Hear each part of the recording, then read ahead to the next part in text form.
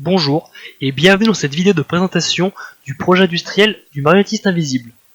Ce projet est réalisé à Polytech Clermont-Ferrand pour l'entreprise Creative Mécatronique s'inscrit dans le cursus du génie électrique.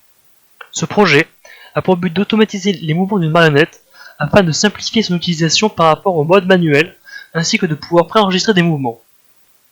L'idée est donc de réaliser un système comportant un moteur ainsi qu'une carte de commande.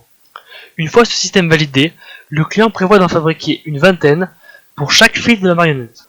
La première partie du projet est la réalisation de la communication entre la carte et l'ordinateur. En effet, l'une des spécifications de cette carte est l'utilisation d'une communication DMX, qui signifie Digital Multiplexing, qui est une norme utilisée dans la plupart des appareils professionnels d'éclairage scénique. Cette communication a l'avantage de permettre de piloter plusieurs appareils branchés en série. Afin de pouvoir réaliser une liaison, il est nécessaire d'utiliser un récepteur de ligne pour rendre le signal DMX compatible avec le microcontrôleur. La seconde partie importante du projet est la partie de puissance. Afin de faire bouger les membres de la marionnette, l'utilisation d'un moteur est requise. Celui que nous avons choisi est un moteur à courant continu comportant un réducteur, ce qui permet d'avoir un coût beaucoup plus important ainsi qu'une vitesse plus lente.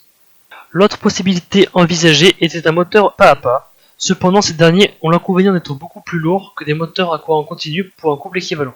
Un encodeur sur l'arrière de ce moteur permet de connaître les rotations de ce dernier avec une précision de 1200 pas par tour. Il n'est pas possible de piloter directement ce moteur à partir de notre microcontrôleur. Nous avons donc utilisé un pont à H qui permet de piloter le moteur dans les deux sens. Une fois ces deux parties réalisées, nous avons conçu une carte pour regrouper ces deux fonctions. Une fois cette carte alimentée, il est possible de piloter le moteur en choisissant la position et la vitesse souhaitée. En associant plusieurs cartes, il est possible de commencer à imaginer le résultat que donneront l'ensemble des cartes sur la marionnette. Voilà un des mouvements que nous avons réalisés.